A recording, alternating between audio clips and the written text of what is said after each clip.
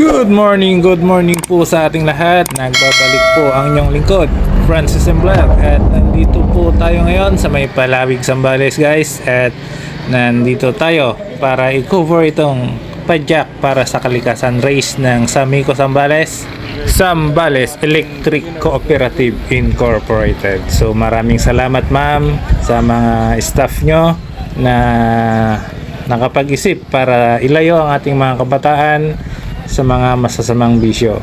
So naway ipagpatuloy nyo pa po itong mga naumpisan nyo ganitong event para sa ating mga kabataan.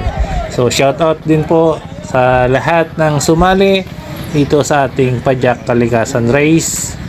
And guys, so napakarami po. Mayroon din po mga police officer natin na nakita ko guys na sumusunod dito sa ating karera, dito sa ating Padyak Kalikasan. And guys, so bali pangatlong kategory na tong na abangan natin. At nauna na yung dalawang kategory guys, yung open at yung amateur natin. So dito tayo ngayon sa may beginner category. At nandito po ang mga kabataan natin na talaga namang nagsisikap din na lumakas sa larangan ng pagbibisikleta balang araw. And guys, so shoutout po sa lahat ng sumali. Ulitin ko po, galing po ito sa iba't ibang lugar. Meron pong mga taga Tarlac na dumayo pa talaga guys para lang sumali sa karera dito sa atin sa Zambales. Meron din pong taga Sual, Infanta at sa mga iba pang tropa natin na mula na dito sa Zambales. Maraming salamat sa inyong lahat. And guys, sa mga kapulisan natin na nandito. And nasiraan na si Idol. Habol ka Idol pag kaya mo pa. And guys, so pababa tayo ngayon dito sa may papuntang Palawig guys. At iikot ang mga tropa natin papunta sa Hamungan. So yung right way na yan guys, dyan mamaya dadaan yung ating mga participants pabalik dito sa finish line. So ang ating finish line ay doon mismo din sa may Salasa, sa tapat mismo ng office ng ating Sameco. And guys, so dito tayo susundan natin yung grupo dahil nandito ang ating beginner category. So marami din po ang sumali sa kabataan at andito pa rin yung mga nakipagsaya lang guys. Hindi lahat ay sumali para sa karera, yung iba ay sumali para sa ating padyak para sa kalikasan. So lipat tayo doon sa bandang harapan guys at nandun ang ating mga kabataan na kasali sa beginner category. Shoutout din pala kay Sir Urom, coach ng Team Urom at mga tropang Tarlac. Siya po ang nagdala ng kanyang mga tropa para makasali dito sa Zambales. So napakarami din sila guys. Napakarami nila. Halos lahat ng kategorya yata ay mayroon silang entry. So thank you sir sa pagpunta dito sa Zambales. At kahit napakalayo nyo ay talaga namang sumadya pa kayo rito para makisaya sa mga tropang Zambaleño. Shoutout nga din pala sa tropa natin mula sa Infanta Cycling Team na sumali guys dito sa ating beginner category, kay Dion Gapos Ramos, kay Akio at kay Remark Lustado. Shoutout nga din po pala sa mga tropa natin kay Kulafu Vlog, kay Top Speed 68 at kay Solo Ciclista. And guys, so shoutout na rin kay Uncle Boss TV. Suportahan po natin yan guys. Mag-subscribe din po kayo sa YouTube channel niya. Kay Idol Jeffrey Garay, kay El Capitan, at sa ating tropa sa Nueva Ecija Muñoz, kay Team Kapadyakul. Shoutout din po sa dalawa kong pamangkin na lagi daw nanonood ng vlog ko guys, kay Hanali Resurrection at kay Haisi May. Ayan po yung dalawa kong mababait at magagandang mga pamangkin guys. Ganon na rin sa lahat ng patuloy na sumusuporta at nandyan lagi para suportahan ang Francis Sim Vlog. Maraming salamat po sa inyong lahat. Sana sigad na lang po ang bahala na magbalik ng blessing sa inyo guys. So back to race na tayo at malapit na nga tayo dito sa mismong grupo ng ating beginner category. At nandito si Boss Orom. Ayan guys, yung nakamotor dito sa harapan. Shout out sa iyo sir. So ang ruta natin guys ay Criterium. Ang isang lap po natin ay aabot sa mahigit 20 km. At isang lap lang itong para sa ating beginner. Then yung amateur natin guys ay 2 laps. At yung open naman natin ay 3 laps. So patuloy lang na bumabanat ang ating mga tropa at may hindi nga inaasahang pangyayari guys dito sa ating beginner category. Nagkasagyan ng ating ibang mga tropa at nagkaroon ng simplangan.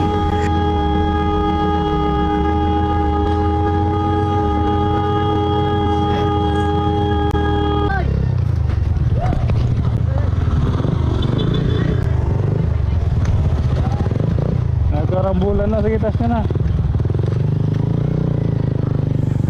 And guys, so tulad ng hindi natin inaasahan na maaring mangyari tuwing may karera, itong nangyari na nga dito sa ating beginner category, ang magkasagyan at yun, ang magkukos ng simplangan at damay-dabay na yung mga tropa natin na magkakatabi at magkakasunod. And guys, so dito kasi sa ating beginner category ay medyo agresibo pa talaga ang ating mga kabataan. At kanya-kanyang banat yan, kanya-kanyang direksyon. Wala pa silang disiplina talaga para magkaroon ng tamang linya, tamang padyak at timing para bumanat dito sa ating karera. And guys, so naghahabol na yung iba dito sa bandang likod dahil napag-iwanan nga sila dahilan ng simplangan kanina. So habulin natin yung bandang unahang grupo guys at nandun yung marami pa nating mga participants. Guys, so nandito na ulit tayo sa ating pelodon at mabilis na naman ang banat ng ating mga participants. And guys, napapansin ko lang, ayan, tulad nyan guys, sinakop na naman nila yung kabilang kalsada. Ayan, so bigla silang babalik sa linya. Then yun minsan yung nagkukos ng aksidente. Doon sila nagkakasabitan. Kaya madalas ang simplangan lalo dito sa beginner category natin guys. At ayan na nga, kakasabi ko lang at nagkasabitan na naman guys. Ayan, nadamay na naman yung iba. Ayan, 4 ang nadali sa pangalawang beses na simplangan dito sa ating beginner category. And guys, so tuloy-tuloy pa rin tayo at sa nakita ko okay naman, med lang yung pagkakasimplang nila. Guys, so ingat-ingat mga idol at talagang hindi natin maiiwasan yan, pero kailangan nyong mag-focus sa daan, iwas yung gitgitan, iwasan nyo yung bumabanat na lang basta-basta. Guys, so marami pa rin ang ating tropa dito sa bandang unahan. And guys, so 2 beses na yung nangyaring simplangan. Shout out sa'yo Dion Gapos, ito na siya guys, nakita ko rin yung tropa natin mula sa Infanta. So malayo-layo pa guys ang bubunuin itong ating mga participants at ako na yung kinakabahan sa kanila sa mga banat nila guys na bigla-bigla na lang bumabanat dito sa gilid-gilid, kaya hindi natin maiwasan yung pagkakasabitan minsan. So gaya ng sinabi ko kanina guys, focus lang, di baling hindi matulin yung takbo, basta concentrate ka lang sa tinatahak mong daan. Ayan. Kung bibilisan mo naman at sasabit ka naman sa kasamahan mong siklista at magkakaroon din lang ng disgrasya, so useless din lang yung mabilis na banat mga idol. Ayan. So kailangan dapat tingin mo na sa kaliwa, sa kanan, kung bakante dun lang kayo babanat. Lagi nyong tatandaan na hindi lang minsan ang karera guys, marami ang pwede nating masalihan. Kaya kung may pangarap talaga kayo maging malakas na siklista balang araw, gawin nyo yung best nyo, gawin nyo yung tama, disiplina sa sarili, diskarte. Yan ang dapat nating matutunan dito sa daan. Hindi basta na lang malakas ka, babanat ka, lulusot ka sa kalsada. Kung may nakita ka maliit na butas, papasukin mo. Hindi ganun guys. So tuloy lang yung laban nyo, at alam ko balang araw magiging professional din kayo kung talagang para sa inyo itong career na to guys. So nakaliko na nga tayo at papunta na tayo doon sa mismong bayan ng Palawig, at meron pa tayong medyo mahigit 10 kilometro guys na bubunuin dito sa ating mga participants. Ayan, so medyo naging emotional na tayo guys dahil dalawang simplangan na yung nangyayari sa ating mga tropa. Kaya ingat-ingat lang mga idol. Ayan, so itong isang tropa naman natin ay minalas, natanggal yung crank arm ng kanyang bisikleta, kaya ginilid na lang ni idol.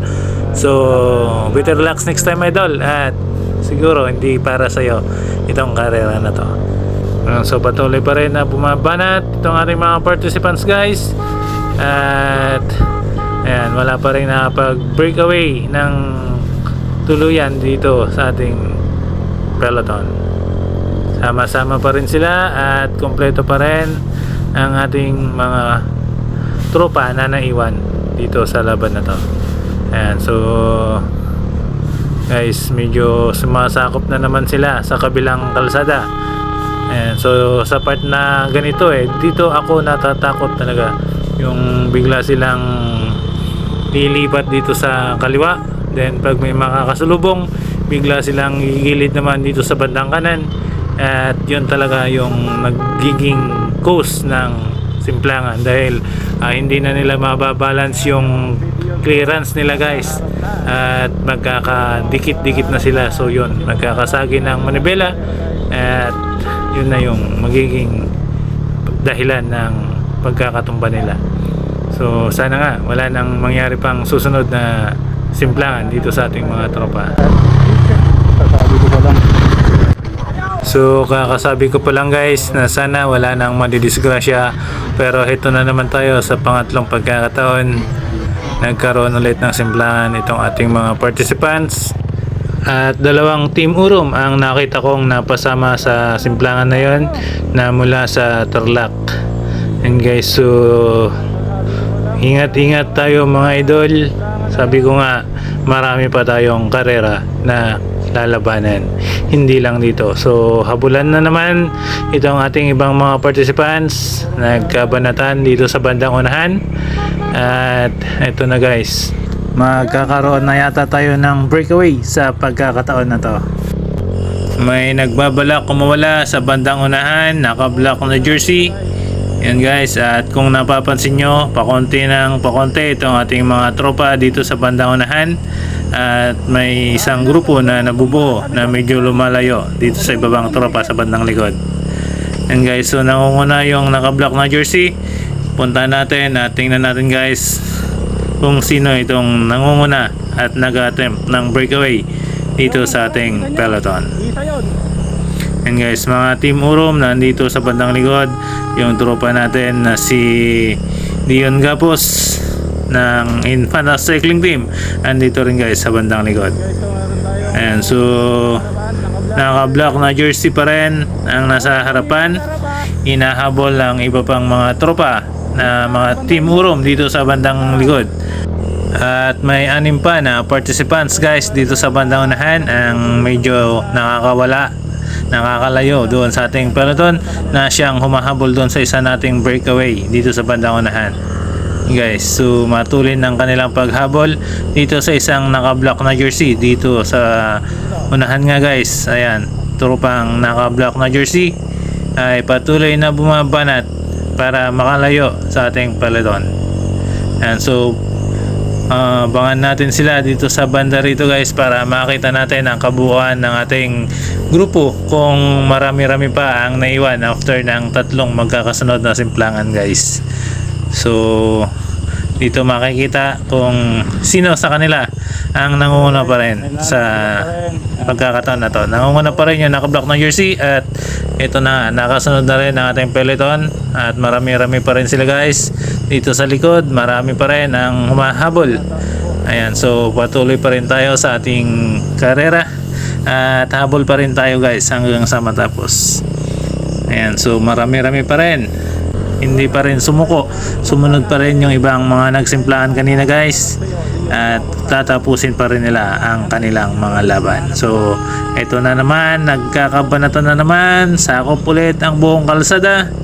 Ayan, so sana nga wala nang madidisgrasya pang muli dahil nakatatlo na tayo mga idol. Ayan, so yan, okay lang yan habang walang sasakyan, pwede yan, pero kung nakita nyo na nandyan na, so dahan-dahan lang ang pagbalik sa bandang kanan para maiwasan ang disgrasya. Ayan, hindi sapat ang kikitain natin dito sa karera kung may masamang mangyari sa atin mga idol. Yan ang lagi nyong tatandaan. So enjoy lang ang karera, gawin yung kaya para manalo, iwasan ang pakikipaggitgitan para ligtas tayong lahat sa karera. Biglang may nag-attempt ng breakaway mula sa Team Orom, James Ivan ng Tarlac. And guys, so nagbabalak siyang kumawala sa ating peloton at may nakita akong sumusunod sa bandang likod, naka-block na jersey. Guys, so pagpasensyaan nyo na at hindi natin may focus masyado itong ating camera dahil wala tayong kasama guys, nakakabit lang sa ating helmet itong ating GoPro, kaya medyo magalaw, sumusunod sa ating ulo pag lumilingon tayo sa bandang likod guys. And so bali tatlo na itong nasa unahan at nakasunod na rin sa di kalayuan sa bandang likod ang ating peloton. Ayan na nga at naidikit na guys. So nandito na lahat, nagkasunod-sunod na naman ang ating mga tropa dito sa bandang likod. Ayan guys, so patuloy tayo at nandito na nga tayo sa may ginagawang daan papunta sa bayan ng Palawig. Ayan guys, so ingat-ingat dito guys at inaayos pa ang ating mga daan. Ayan, so okay naman at nakokontrol naman ang traffic, kaya malayang makadaan ang ating mga participants dito sa way na to. So patuloy nga silang bumabanat guys at papalapit na tayo ng papalapit doon sa mismong bayan ng Palawig at doon iikot ang ating mga participants pabalik sa ating finish line. So malayo-layo pa rin ang ating finish line guys. I-enjoy lang natin na panoorin itong ating mga beginner category. So marami pa rin sila at patuloy pa rin silang bumabanat dito sa ating race line. So yan na guys, may nagkabanatan na naman sa bandang unahan at ayun, sinundan ng iba pang tropa yung nag-attempt ng breakaway at tila nakakalayo sila ng bahagya dito sa ating peloton. And so malapit na tayo dito sa may maliit na tulay, medyo paakyat ito guys, itong part na to, at ito yung inaabangan ng ating mga siklista para magkaroon ng pagkakataon para makatakas sa ating mga ibang kalahok. At meron na namang nagsimplangan guys, dalawang Team Orom na naman ang napasama. So kukunti na lang sila, naubos na yata ang ating Team Orom. So habol ulit tayo sa ating peloton na nakalayo na. And so habol na lang kayo mga idol kung kaya nyo pang humabol at medyo nakakalayo na itong ating peloton. And guys, so yun nga yung pagkakataon na hinihintay nila sa akyatan, yung malakas, yung ating mga climber, yun ang ginagawa nilang pagkakataon para makalayo. So biglang nagkalayluhan ng ating mga tropa, nagpakiramdaman, bumagal ang takbuhan, at kung hahabol pa yung tatlong nagsimplangan ay makakahabol pa sila guys.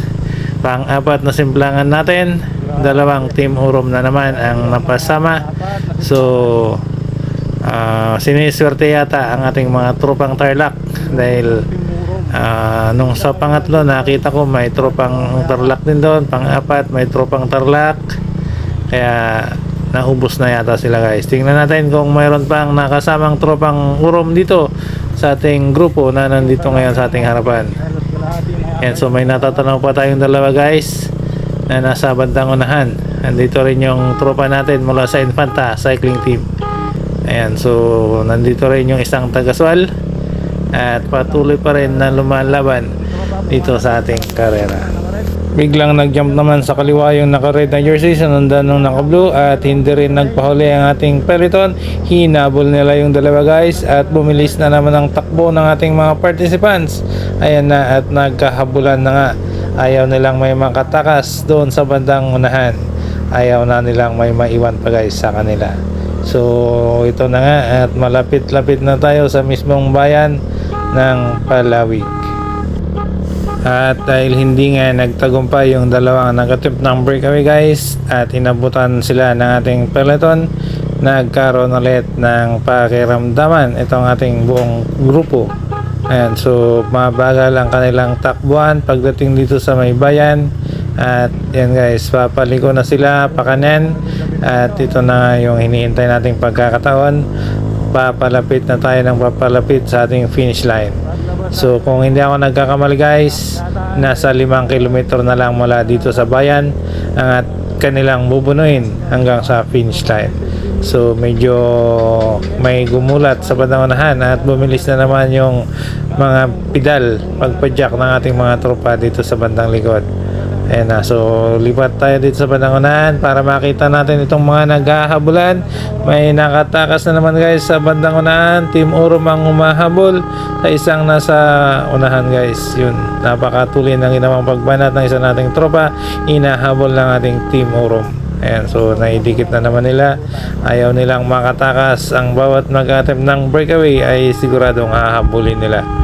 Ayan guys, so tropang Swal itong nagdadala itong bumanat guys dito sa bandang unahan. Ayan, so hinabol ng Team Urom.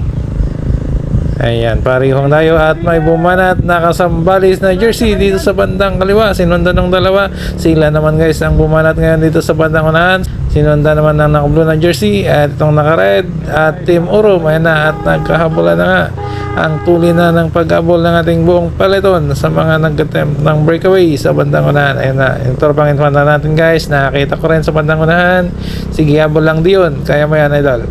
Ayan, nasa likod na ngayon ito ang ating tropang Swal na pagod yata sa kanyang pag-atake kanina at nandito nga sa bandang likod guys at nagre-recover na.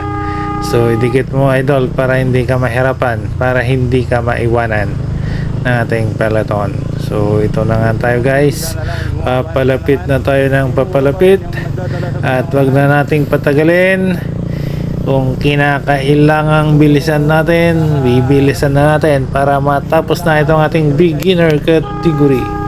Ayan, so malapit na tayo sa may highway at pagdating doon siguradong doon na magkakaalaman kung sino nga talaga ang tunay na malakas dito sa ating mga kabataan.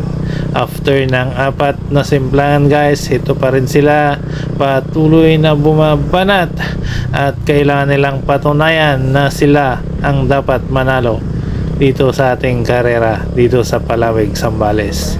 Sino sa kanila guys ang mapalad? 3 lang ang ating kukunin sa kanila. 3 ang mananalo ng napakalaking premyo mula sa ating Sameco, Zambales Electric Cooperative Incorporated. Simula doon sa likod, biglang sumingit ang galing sa simplangan na si Pacquiao ng Team Urom at bumanat pa ng breakaway. Ayan na at nagkahabulan na naman guys yung galing sa simplangan na tropang Urom. Siya na ngayon ang nangunguna sa ating mga participants. Ayan guys, so pababa ito. Hahabulin kaya ng ating grupo yung tumakas sa ating harapan. Tingnan natin guys kung makakalayo siya o maabutan siya ng ating peloton. At inabutan na nga guys, isang tropang Urom naman na nag-side step mula dito sa likod papunta sa harapan. Ayan guys, so bumanat na naman ng ating tropang Urom at isa na naman tropang Tarlac ang nag-attempt ng breakaway. Sila ngayon ang nagpapakitang gilas dito sa ating karera, mga tropang Urom. And guys, so habol-habol nila ngayon ang tropang Urom sa bandang harapan. Sa part na to guys, ito yung pinakamasarap na parte ng ating karera dito sa ating beginner category. Dahil ang part na to ay akyat lusong guys dito sa ating dinadaanan. And so may kunting paakyat, may kunting pababa at paakyat ulit hanggang doon sa ating highway. Then after nun, akyatan na lahat guys hanggang sa makarating sa ating finish line. And so palapit na tayo ng palapit sa ating hinihintay na pagtatapos nitong ating karera. Konting kembot na lang guys at makakalabas na itong ating mga participants doon sa may highway. At ito na nga tayo guys, tropang naka-black na jersey ang nasa harapan ngayon. Siya ba ang unang tatawid sa ating highway papunta sa ating finish line? Tingnan natin guys, at ito na, papatawid na sila. So napakatulin guys ng ginawa nilang pag-atake ngayon, dahil itong last part ng ating karera ay akyatan. Dito masusukat ang kanilang tunay na lakas. Sa ganitong pagkakataon, mas lamang sa ating tropa yung mga climber at sila ang mabilis na makakaahon. Ayan na guys, so nagyuyukuan na nga itong ating mga participants. May mga nangunguna na dito sa bandang unahan. Ayan, so medyo may kalayuan din itong ahonan na to. Kung hindi ako nagkakamali guys, nasa 700 meters pa ang kanilang bubunuin hanggang sa finish line. So may mga 500 meters itong ahon at yung last 200 meters ay patag na guys hanggang doon sa ating finish line. So ito na nga, papalapit na tayo ng papalapit at dito na magkakabanatan itong ating mga tropa. May nangunguna na sa bandang unahan at hahabulin na lang nila guys dahil malapit-lapit na. Nasa last 300 meters na lang dito sa part na to. Last 300 meters ang natitira sa ating karera. So guys, ahonan pa rin itong tinatahak ng ating mga participants at patuloy pa rin silang bumabanat guys. Yan, nagkakapistuhan na. 250 meters na lang at dito na magkakaubusan ng lakas itong ating mga participants. Sa last 200 meters siguro pa sila makaka-recover at doon pa lang magsisimula ang patag. Ayan guys, so ahon pa rin to, hindi pa nila nararating yung pinakatuktok. Malapit na tayo guys, palapit na tayo ng palapit. Ayan na, nasa last 200 meters na lang ang natitira dito sa ahon na to. Ayan guys, so dito na magsisimula, last 200 meters na lang. Magkakabanatan na ba? Ayan na, lipat tayo sa bandang unahan guys at may nangunguna na doon ng mga tropa. Last 200 meters, ihabol nyo na guys, isagad nyo na.